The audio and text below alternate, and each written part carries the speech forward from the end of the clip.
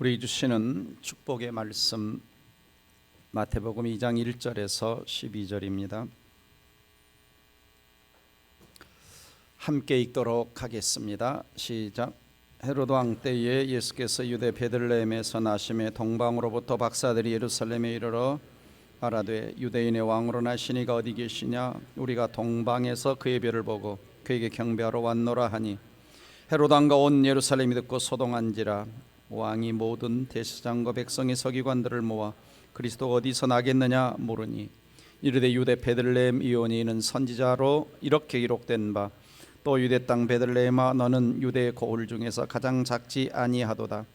내게서 한 다스림자가 나와서 내 백성 이스라엘의 목자가 되리라 하였음이니라.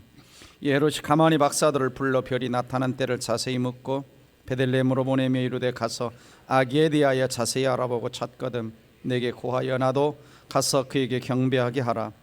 박사들이 왕의 말을 듣고 갈새 동방에서 보던 그 별이 문득 앞서 인도하여 가다가 아기는 그 뒤에 머물러 서 있는지라. 그들이 별을 보고 매우 크게 기뻐하더라. 집에 들어가 아기와 그의 어머니 마리아가 함께 있는 것을 보고 엎드려 아기께 경배하고 보배압을 열어 황금과 유향과 몰약을 예물로 드리니라. 그들은 꿈에 헤로데게로 돌아가지 말라 지시함을 받아 다른 길로 고국에 돌아가니라. 아멘. 자, 오늘은 타임머신을 타고 좀 2000년 전으로 좀 돌아가셔서 그때 그 시절을 좀 상상하면서 말씀을 들으면 좋겠습니다. 그래서 오늘 말씀의 제목이 품위 없이 역사 속에 등장한 아기. 자, 여러분, 인류 역사 속에 가장 놀랍고 가장 신비스러운 사건이 무엇일까요? 답을 알면서 대답을.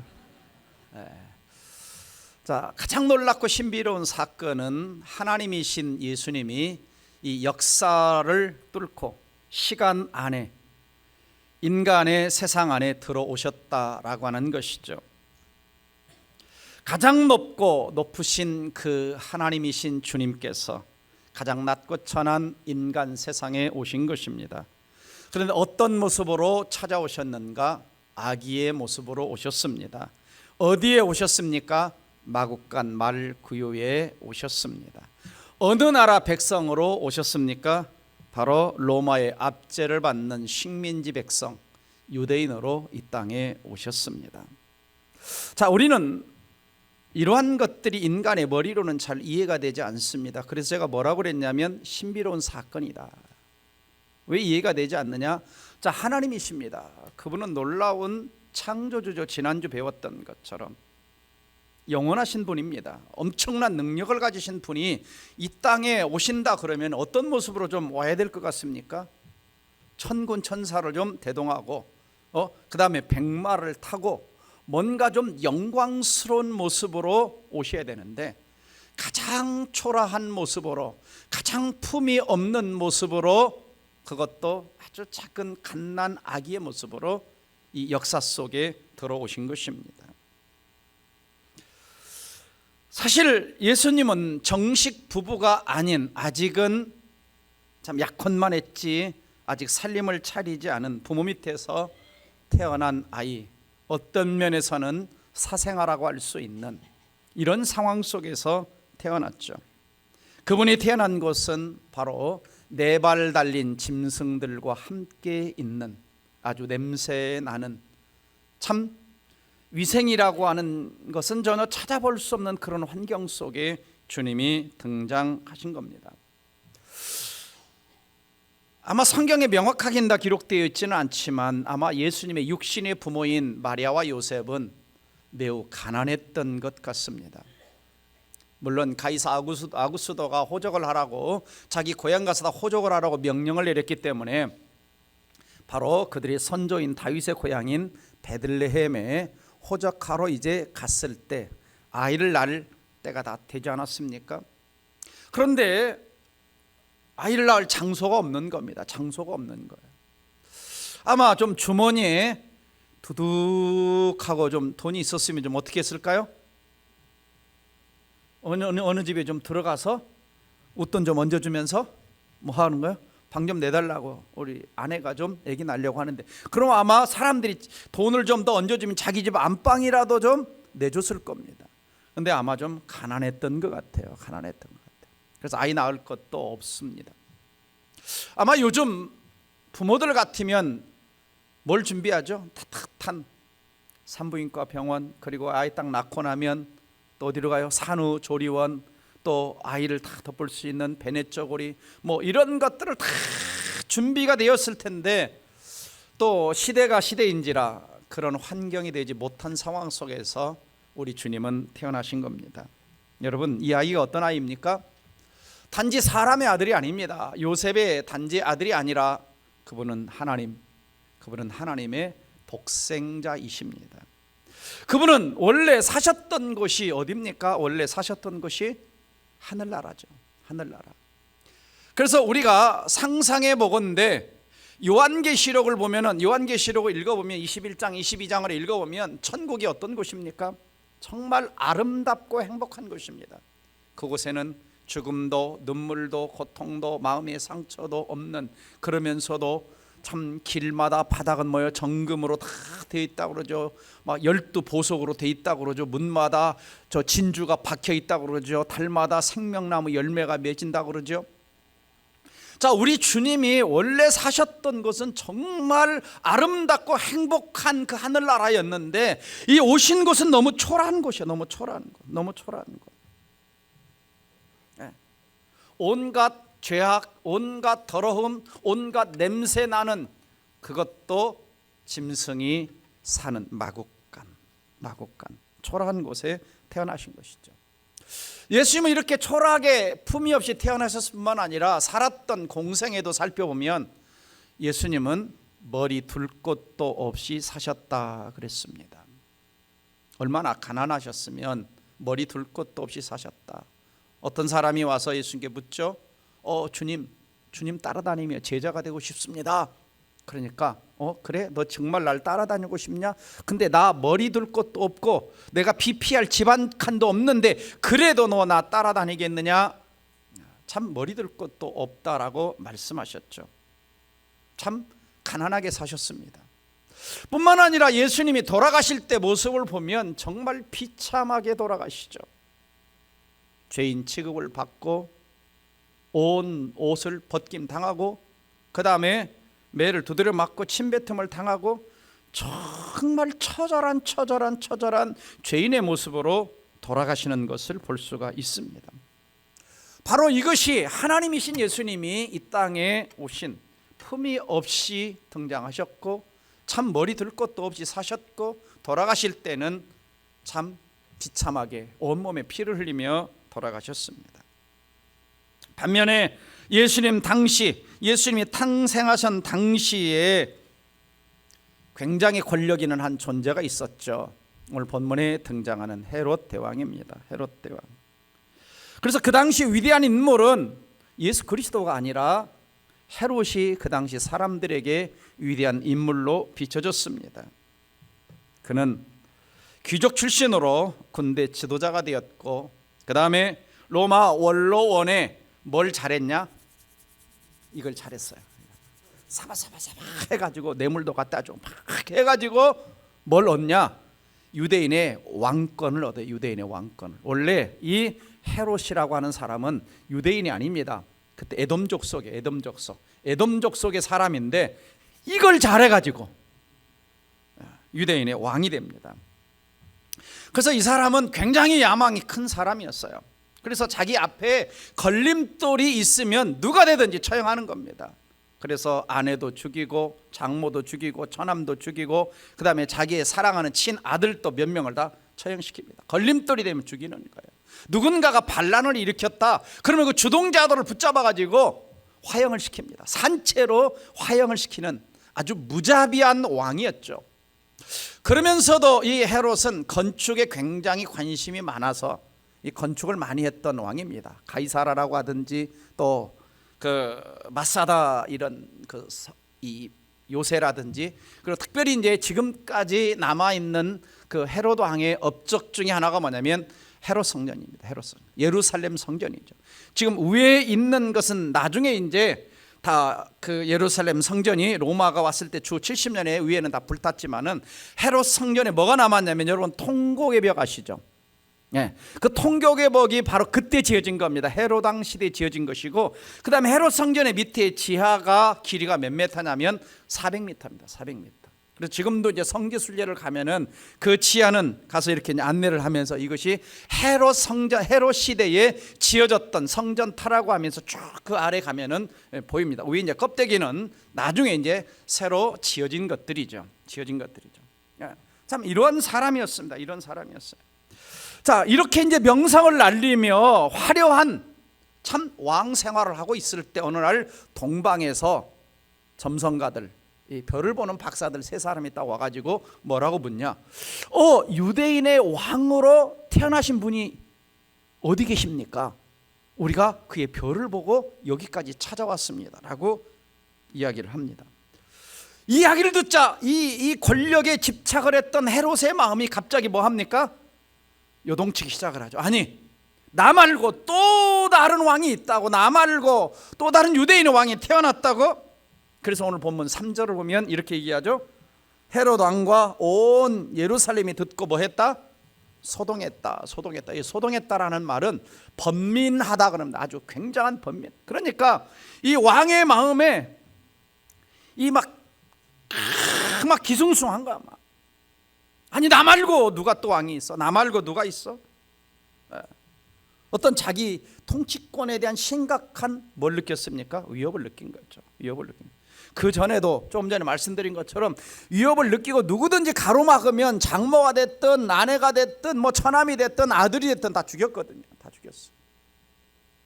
근데 유대인의 왕으로 누가 왔다고 하니까 너무 번민한 거예요. 그래서 이제 사람들을 모읍니다. 4절 보시면 모든 대제장과 백성의 서기관들을 모아서 그 다음에 뭐라고 질문해요? 그리스도가 어디서 나겠느냐고 물어요. 자, 여러분, 동방박사들은 뭐라고 와서 말했어요? 뭐라고?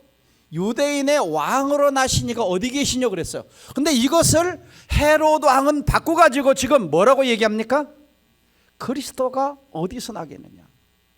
자, 지금 유대인의 왕을 누구로 보고 있는 거예요? 헤롯은? 그리스도로. 그리스도란 말은 메시아란 뜻입니다. 메시아란 뜻은 구원자라는 뜻이에요. 그러니까 이스라엘 백성을 지금 헤롯은 어떻게 알고 있냐? 지금 로마의 식민지잖아. 유대 나라가 로마의 식민지에서 해방시킬 메시아, 구원자, 이렇게 이제 헤롯은 생각을 한 거예요. 정치적인 메시아로 생각을 한 겁니다. 그러니까 더더욱 마음에 번민이 생겼고 걱정거리가 된 겁니다. 그래가지고 질문하니까 뭐라고 대답하느냐? 5절 6절 보니까 그 메시아는, 그 그리스도는 유대 땅 베들레헴에서 탄생한다고 구약 성경 미가서 5장 2절에 예언되어 있습니다 라고 하는 것이 6절이죠. 유대 땅 베들레헴아, 너는 유대 고을 중에서 가장 작지 아니하도다. 내게서 한 다스리는 자가 나와서 내 백성 이스라엘의 목자가 되리라. 이게 미가서 5장 2절에 나온 예언의 말씀을 이야기해 줍니다. 자, 이걸 보면 그 당시 헤롯 왕이나 대제사장들이나 또 서기관들이나 유대인들의 생각 속에 메시아에 대한 메시아에 대한 사상이 꽉 차 있어요. 왜냐하면 유대인의 왕으로 나시니가 어디 계시냐 물었는데 즉각 헤롯은 뭐라고 하냐? 그분을 그리스도라 이렇게 이야기하고, 그리고 대제사장과 서기관들은 즉각 베들레헴에서 탄생할 겁니다. 자, 그러면 어떻게 해야 돼요? 유대인들은 어떻게 해야 돼요? 왔다고 했는데 어떻게 해야 돼요? 맞으러 가야 되죠. 뭘 준비해 놓고? 특급 호텔, 스위트룸을 준비해 놓고 맞으러 가야 되죠. 네? 맞으러 가야 돼. 맞으러 가야 돼. 그런데 그렇지 못한 거죠. 맞으러 가야 되는데 이제 헤롯이 이렇게 거짓말을 합니다. 7절 8절 보시면 헤롯이 가만히 박사들을 불러 별이 나타난 때를 묻고 베들레헴에 보내면서 아기에 대해서 혹시 좀 어디 있으면 나도 가서 경배 드릴 테니까 나한테 꼭 얘기해 줘라 이렇게 이제 얘기했어요. 자, 그것은 진짜다 가짜다? 네, 가짜다. 16절 봅니다. 밑에 16절. 이에 헤롯이 박사들에게 뭐 한 줄 알고? 속은 줄 알고 심히 노하여, 속은 줄 알고 심히 노하여. 왜냐, 알려주면 찾아가서 왕으로 태어난 그 존재를 탁 하고 죽이려고 했는데 꿈에 천사가 나타나가지고 동방 박사들에게 다른 데로 가라, 헤롯한테 가지 마라, 다 가르쳐 주신 거예요. 도망가버려. 그래가지고 16절 다시 보시면 속은 줄 알고 노하여 사람을 보내어 군대를 보냈겠죠. 베들레헴과 그 모든 지경 안에 있는, 베들레헴과 그 주변에 안에 있는 산의 아이들을 박사들에게 자세히 하라면 그때를 기준으로 2살부터 그 아래로 다 죽였다. 와, 참 예수님의 탄생은 엄청난, 그 당시 남자 아이를 둔 부모들에게는 피비린내 나는, 사륙이 자행되는 참 안타까운 사건이었죠. 그래서 이 사건은 이미 구약 성경에서 예언된 것입니다. 17, 18절 에레미야 31장 15절에 이렇게 예언되어 있습니다. 라마에서 슬퍼하며 크게 통곡하는 소리가 들리니 라헬이 그 자식을 위해 애곡하는 것이라. 그가 자식이 없으므로 위로받기를 거절하였도다. 라헬이 자식이 없을 때에 막 울었던 것처럼 그보다 더 큰 슬픔이 이 땅에 찾아올 것이라고 하는 예언이 이미 구약 성경 에레미야 선지자를 통해 예언했던 거죠. 그래서 그 땅에, 예루살렘 성에 슬픔이 찾아온 겁니다. 엄청난 아이들이 죽는 사건이 찾아온 거예요. 자, 그렇다면 겉으로 봤을 때는 이 모든 사건이 일어난 것, 아이들이 죽는 것, 또 그 막 성이 소동한 것, 그 겉으로 봤을 때는 누가 한 거냐? 헤롯 왕이 한 것처럼 보입니다. 그러나 우리가 다시 한번 이것을 영적인 눈으로 볼 필요가 있죠. 성경이 뭐라고 말씀하고 있는가? 자, 요한계시록 12장을 펴보시기 바랍니다. 요한계시록 12장을 펴보시면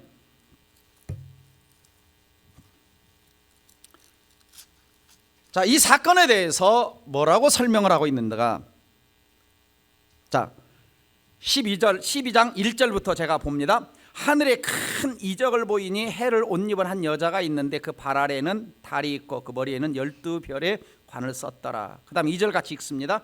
이 여자가 아이를 베어 해산하게 되매 아파서 애를 쓰며 부르짖더라. 그 다음에 이제 3절에 보니까 누가 나타나? 용이 나타납니다. 하늘에 또 다른 이어 보라, 큰 한 용, 붉은 용이 있어 머리 7, 뿔이 10.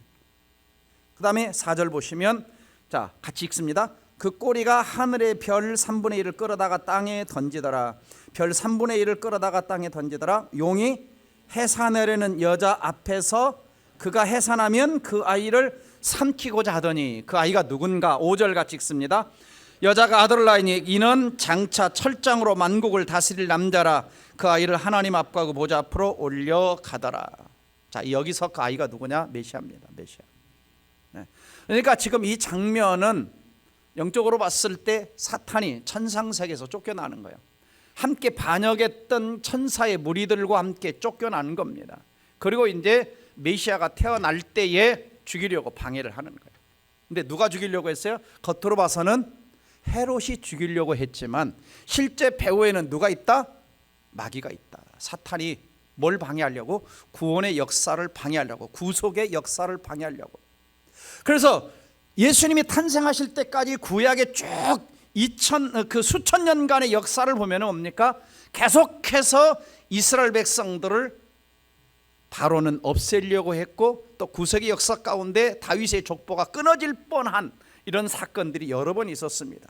그래서 역사적으로 보면 그냥 겉으로 이런 현상이지만 깊이 들어가서 보면 누가 방해한다? 마귀가. 그래서 마귀는 이제 예수님이 태어날 때 헤롯이라고 하는 한 존재를 통해서 죽이려고 했고 또 예수님이 공생이 시작할 때 시험을 했고 결국 또 마귀는 예수님을 십자가에 그 당시의 대제사장과 또 빌라도 총독을 동원해서 죽이죠. 모든 것이 끝난 것처럼 보였지만 그 죽음은 대속의 죽음이었고 그 다음에 오늘 5절 끝에 보면 뭐라고 합니까? 그 아이를 하나님 앞과 보좌 앞으로 뭐 하더라? 올려가더라. 이게 뭐냐면 부활 승천까지 기록을 하는 거예요. 승리자가 되신 겁니다. 승리자가 되신 거예요. 그래서 사실상 예수님은 왜 오셨냐? 이 땅에 왜 오셨냐? 자, 우리가 히브리서 앞으로 조금 넘어가서 2장 한번 보겠습니다. 히브리서 2장을 보시면 자 14절 같이 읽겠습니다. 시작. 자녀들은 혈과 육에 속하였음에 그도 또한 같은 모양으로 혈과 육을 함께 지니심은 죽음을 통하여 죽음의 세력을 잡은 자 곧 마귀를 멸하시며 15절 또 죽기를 무삼으로 한평생 매여 종노릇 하는 모든 자들 놓아주려 하심이니 16절 이는 확실히 천사들을 붙들어 주려 하심이 아니요 오직 아브라함의 자손을 붙들어 주려 하심이라 그랬죠. 자, 예수님은 왜 혈과 육, 왜 육신을 가지고 이 땅에 낮고 천한 곳에 오셔야 됐느냐? 두 가지 이유가 있다 그러죠. 하나는 죽음의 세력을 잡은 자 마귀를 멸하시고, 그리고 죽음의 공포와 두려움 가운데 있는 자들에게 진정한 자유를 주셔서 아브라함의 자손 하나님의 백성 삼으시려고 하셨다라고 말씀하고 있는 거죠. 그래서 예수님은 이 땅의 역사 속에 오셔서 무엇을 바꾸시느냐? 예수님께서는 그 당시 인생의 찌꺼기 대접받는 인간을 하나님의 형상으로 회복시키는 일을 하십니다. 인간 찌꺼기. 그 당시에 이제 특별히 플라톤은 뭐라고 그랬냐? 그래서 아기와 노예와 여자는 자질구레한 욕구와 고통과 쾌락으로 점철된 물이다. 그 다음에 헬라어와 라틴어에서 아기에 해당되는 단어는 말하지 않는다, 이런 의미를 갖고 있어요. 그러니까 아무 존재감이 없다. 이러한 상태에 있는, 그래서 그 당시 사람들은 가운데 여자, 아이, 노예들은 뭡니까? 인생 찌꺼기 취급을 받았다는 거죠. 이들에게 뭐냐? 하나님의 형상을 회복시켜주러 온 것이죠. 그래서 역사 속에 헤롯이 모든 것을 통치할 것처럼 보였지만은 19절 말씀을 2장 본문 19절 말씀을 보면은 헤롯은 죽었다 그럽니다. 죽었다. 세상의 권력도 다 지나갔다. 그리고 이제 시간이 흐르면서 메시아 시대가 도래하는 것입니다. 자, 고대 세계 속에서는 민족들마다 신이 있었습니다. 신. 특별히 이제 그리스 로마 같은 경우, 여러분이 그리스 로마 신화 잘 아시잖아요. 신들이 있어요. 그래서 계급적으로 보면 신이 가장 위에 있습니다. 그다음에 이제 신 밑에 누가 있냐? 왕이 있어요. 왕 밑에 이제 신하와 사제들이 있습니다. 그리고 이제 신하와 사제들 밑에 계급이 뭐냐? 상인, 기술자, 어떤 전문업자, 이런 장인, 이런 사람들. 그리고 이제 제일 밑바닥에 누가 있냐? 평민, 노예, 아기들. 이렇게 이제 가장 밑바닥에 이렇게 취급을 받았던 거죠. 그러니까 거의 그 당시 왕은 신과 같은, 그래서 로마 황제 가이사 같은 경우는 신으로 취급을 받았던 이런 시대였습니다. 그런데 이런 시대 속에 가장 품위 없이 등장한 예수님은 사람들의 찌꺼기 대접받는 사람들을 뭐로 회복시키러 오셨냐? 하나님의 형상으로, 하나님의 인격을 가진, 지정의를 가진 그러한 인생으로 회복시키려고 이 땅 가운데 들어오신 것이죠. 그래서 예수님 이 땅에 사시면서 품위 없이 자신은 오셨지만 사람들을 품위 있게 대접을 하셨던 거죠. 그래서 예수님께서는 뭐라고 말씀하셨냐면 한 영혼이 천하보다 귀하다, 이렇게 대접을 하셨어요. 그래서 예수님은 사람들을 누구로 대접했냐면 왕의 자녀로 대접을 하셨어요. 그래서 고대에는 만민 평등 사상이 없었습니다. 그래서 철학자 아리스토텔레스는 만인이 평등하게 창조되지 않았다라고 생각을 한 거예요. 그래서 인간은 주종관계 속에 있다. 그래서 뭐라고 말했냐? 아리스토텔레스가 일부는 지배하고 일부는 지배받아야 된다. 이는 꼭 필요할 뿐 아니라 편리한 일이다. 출생시부터 일부는 통치하고 일부는 복종하도록 되어 있다. 그러니까 너무 인간을 불평등하게 본 거예요. 태어날 때부터 일부는 통치자로, 지배하는 자로, 일부는 지배받는 자로, 일부는 종으로, 이렇게 여겨지던 시대였습니다. 그런 시대에 주님은 나타나셔서 뭡니까? 모든 사람을 평등하게 올려놓은 것입니다. 평등하게 올려놓은 거죠. 그래서 미국 독립선언서에는 이런 내용이 들어있습니다. 우리는 이를 자명한 진리로 천명하노니 만인은 평등하게 창조되었고 창조주로부터 양도할 수 없는 권리를 부여받았다. 생명의 권리, 자유의 권리, 행복 추구의 권리가 있다라고 미국 독립선언서에는 되어 있습니다. 물론 미국이라고 하는 역사 속에도 이 노예가 얼마나 많이 있었는지 모릅니다. 그래서 이 미국사를 읽어보면 저 아프리카에서 노예로 흑인들을 잡아간 숫자가 얼마나 되느냐, 데리고 간 숫자가 약 한 8천만 명 된다고 합니다. 그래서 사진들을 그림 그려놨던 걸 보면은 배 밑창에다가 사람들 이렇게 묶어가지고 마치 돼지나 이렇게 가축들을 묶어서 가듯이 가다가 병에 걸리면 바다에 버리는 겁니다. 그래가지고 사람을 팔아먹는 거죠. 자, 이 미국에 이러한 암흑의 역사들이 있는 거죠. 이 중에 이제 소수는 청교도들도 포함이 되어 있습니다. 그러니까 엄청난 사람 대접을 받지 못했죠. 물론 그 당시만 그런 게 아니라 오늘날에도 복음이 제대로 들어가지 못한 나라들에는, 복음이 제대로 들어가지 못한 나라에는 아직도 인간이 불평등하게 대접을 받습니다. 특별히 아직도 인도 같은 힌두교 나라에서는 아직도 카스트 제도가 있어서 불가촉 청민, 그래서 제가 1999년도에 인도 갔을 때 사람들이 여기다 뭐 이렇게 새기고 다니고 붙이고 다니는데 바로 그게 신분을 나눈다고 하더라고. 신분. 사람 대접을 받지 못해요. 그래서 어느 곳에 이렇게 전도 현장 갔다가 어느 곳에 조그마한 산에 올라갔더니 뭔가 태운 흔적이 있어요. 이게 뭐 하는 곳이냐 그랬더니 그 사람이 여기 이 사람들이 사람을 태워서 제사로 바친 곳이라고. 아직도 그런 도시가 있어요. 그래서 제가 1999년도 갔을 때 인도 인구가 딱 10억이 됐습니다. 지금 한 15억쯤 됐는데 사람이 하나 죽으면 잘만 하면 5만 원이면 해결된대요. 우리나라 돈으로 한 5만 원이면 해결된대요. 그 정도로 생명이 경시되는. 그래서 복음이 들어가지 못한 곳에는 아직도 이러한 사람이 사람 대접을 받지 못하는, 그러나 복음이 들어가는 곳에는 사람 대접받는. 우리나라도 어떻습니까? 복음이 들어오기 전에 양반 쌍놈, 그렇죠? 그러나 복음이 들어오면서 이러한 사상들이 역사 속에서 사라진 것입니다. 그래서 특별히 그 당시를 보면은 예수님이 오시면서 그 당시에 이 영아유기, 예수님 당시 영아유기, 영아 살해, 이런 잘못된 관습들이 그 당시 팽배했습니다. 아이들에 대해서. 그래서 로마 제국에서 여자아이는 성인이 되어도 교육을 받거나 공적인 삶을 살아갈 수 없었어요. 여러분, 대한민국에서 태어난 것을, 이 시대에 태어난 걸 다행으로. 그래서 수많은 사람들이 노예가 됐죠. 그래서 고대 시대에 아이들을 제물로 바치는 것은 흔했고요. 그 다음에 원치 않으면 아이들을 그냥 죽게 내버려뒀습니다. 유기, 버린 거죠. 그래서 아이들이 버린 이유가 크게 몇 가지가 있었는데, 하나는 너무 가난하면 애들 못 키운다고 버리죠. 요즘 이제 못 키운다고 아이를 안 낳는데 그 당시 버렸습니다. 두 번째는 남아 선호 사상 때문에 여자아이들 낳으면 또 버렸어요. 그 다음에 세 번째는 부모 없이 태어났을 때, 사생아일 때 버렸습니다. 또 장애가 있는 아이들은 그냥 물에다가 던져서 대부분 좀 약하거나 장애는 버리는, 이런 시대였습니다. 로마 시대. 역사의 기록들에 다 나온 내용들이. 특별히 가족들의 생사를 결정할 권리가 누가 가지고 있었느냐? 아버지가. 그래서 아버지가 자녀를 팔 수도 있고 버릴 수도 있고 이혼시킬 수도 있고 결혼시키는 권리가 누가 있냐? 아버지가 가지고 있는 거예요. 아버지가.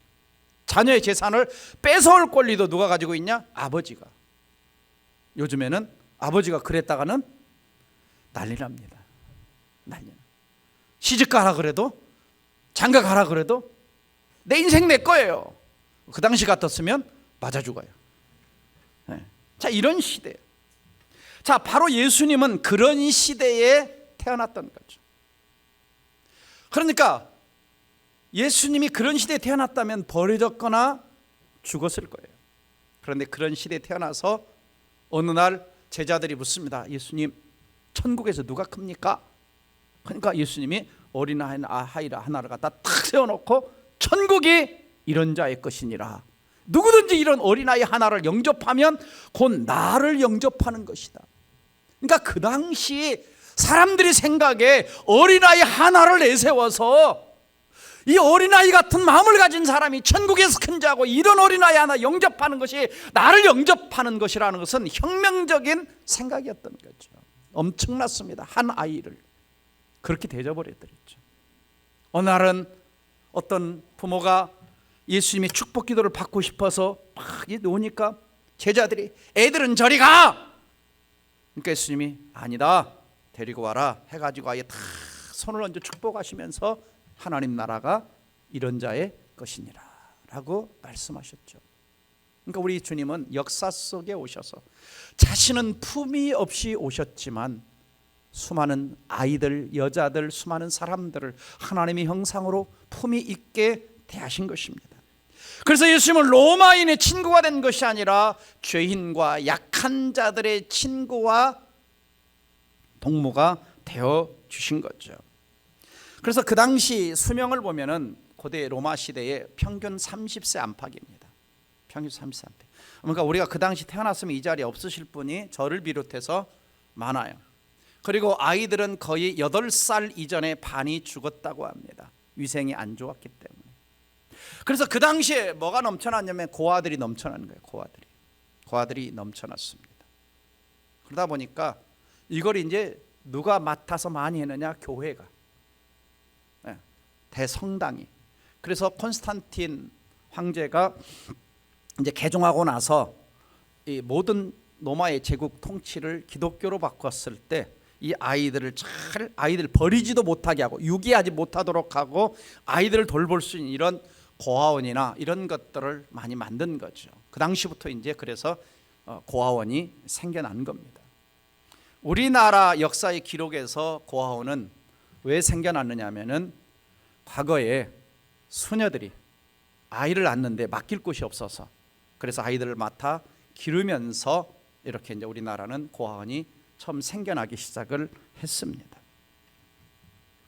결국 우리 주님이 오심으로 말미암아 수많은 가난한 자, 장애인, 낮은 자, 대접받지 못한 자, 세리, 죄인, 장녀 이런 사람들이 인정받기 시작을 했고 교회 공동체 안에 들어오기 시작했고 세상 사람들로부터 대접을 받기 시작했던 것이죠.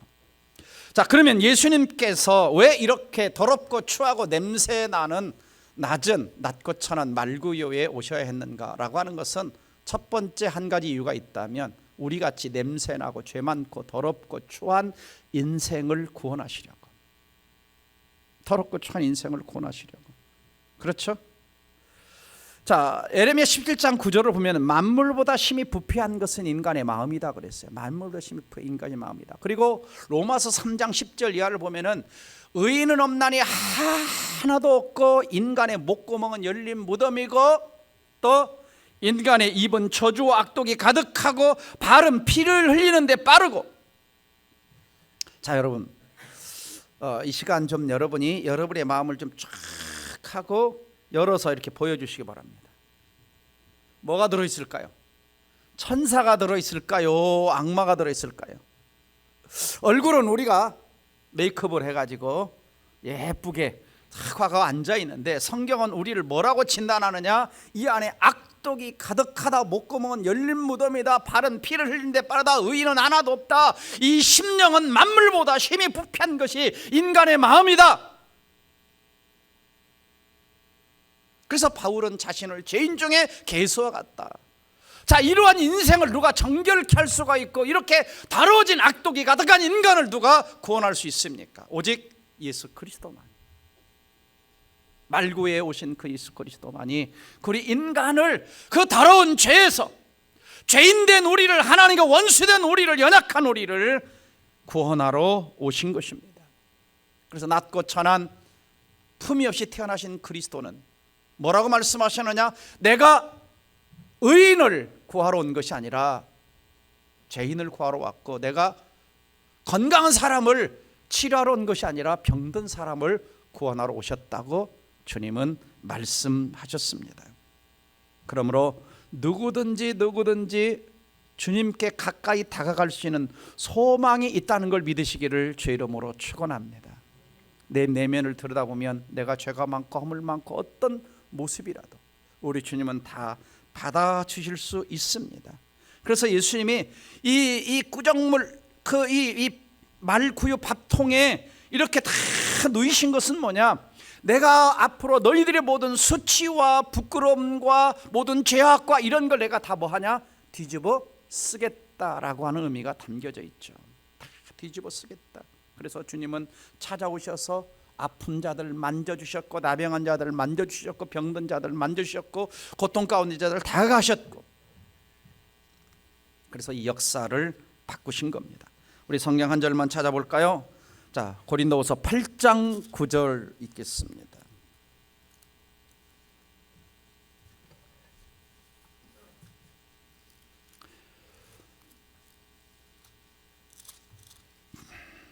같이 읽겠습니다. 고린도후서 8장 9절 294쪽입니다. 시작. 우리 주 예수 그리스도의 은혜를 너희가 알거니와 부요하신 이로써 너희를 위하여 가난하게 되시면 그의 가난함으로 말미암아 너희를 부요하게 하십니다. 주 예수 그리스도의 은혜라고 그럽니다. 너희가 알거니와 부요하신 이다 그럽니다. 얼마나 부자입니까? 하늘과 땅을 만드신 분 아닙니까? 근데 우리를 위하여, 저와 여러분을 위하여 가난하게 되셨다. 말구에 오셨다. 여물통에 오셨다. 가장 가난하게 되셨다. 왜? 너희를 부요하게 하려고, 부자 되게 하려고. 낮아지신 것은 우리를 높아지시려고, 비천하게 되신 것은 우리를 존귀하게 하시려고 주님이 이 땅에 오신 것입니다. 로마 황제 권력이 세상을 바꾸지 못했습니다. 왜? 그 속에는 생명이 없기 때문에. 그러나 예수 안에는 생명이 있기 때문에 우리에게 영원한 생명을 주시고 이 세상 역사를 바꾸신 것인 줄 믿습니다. 그래서 우리 주님은 놀라운 비밀 가운데 하나가 뭐냐? 구원 역사의 비밀이 바로 여기에 있는 거예요. 하나님의 구원은 저 왕궁 화려한 곳에 이루어지는 것이 아니라 가장 낮고 천한 여기에서 이루어지는 거죠. 그래서 예수님이 어디에 누워졌다 그랬어요? 말 밥통에. 쉽게 말하면 우리가 말 구유 그러는데 밥통에 누워진 거예요. 그래서 예수님은 우리의 뭐가 되어 주셨냐? 밥통이면 뭐 해야 돼요? 먹어야 되잖아요. 그래서 우리의 생명의 떡이 되어 주신 거예요. 생명의 밥이 되어 주신 거예요. 그래서 자신의 살을 찢기고 피를 흘리며 우리의 구원자가 되어 주신 줄 믿습니다. 바로 낮고 천한 곳인 그곳에 우리를 향한 하나님의 구원의 비밀이 거기에 들어 있는 것입니다. 오늘도 우리가 다시 한번 2000년 전에 이 땅에 오신 그리스도를 좀 이 한 주간 깊이 묵상해 보기를 바랍니다. 우리 주님은 낮고 천한 곳에 오셨어요. 자신의 모든 것을 내어주셨습니다. 우리도 조금이나마 너희 안에 이 마음을 품으라. 곧 그리스도 예수의 마음이니 그는 근본 하나님의 본체시나 하나님과 동등됨을 취할 것으로 여기지 아니하시고 십자가에 낮추시며 죽기까지 자기 자신을 내어준 주님을 조금이라도 본받는 저 여러분이 되시기를, 그리고 내 옆에 있는 그 누군가를 향해서 볼 때 좀 귀하게 보는 우리 모두가 되기를 주의 이름으로 축원합니다. 기도하겠습니다. 사랑하는 성도 여러분, 우리는 하나님 앞에 존귀한 존재입니다. 우리 주님은 우리를 위해서 가난하게 되신 것을 부하게 하시려고, 낮고 천한 우리를 부하게 하시려고, 존귀하게 하시려고 낮은 데로 임하셨습니다. 그분 우리 때문에 희생하셨고 우리를 섬기셨고 자신의 목숨까지 내어주셨습니다. 우리도 다시 한번